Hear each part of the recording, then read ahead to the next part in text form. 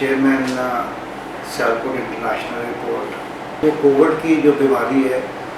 اور یہ ایپیڈیمک ہے جس کو جب یہ ٹھیک ہوتی ہے تو اس کا کوئی پتہ نہیں کہ کب اس نے دوبارہ سٹارٹ ہونا ہے. اس لیے میرا یہ ایک میسیج ہے کہ جو احتیاطی تدابیر گورنمنٹ نے اور ہیلتھ ڈپارٹمنٹ نے بتائی ہیں، جیسے ہاتھ دھونے کی بات ہے، ماسک پہننے کی بات ہے اور دوسری احتیاط ہے،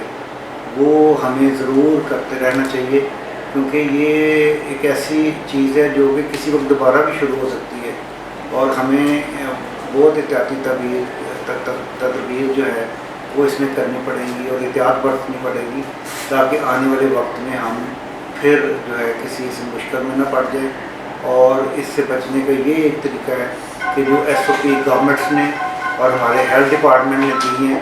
ان کو ہم جو ہے وہ پورا اپنائیں اور اپنے بچوں کو، اپنی فیملیز کو، اپنے دوستوں کو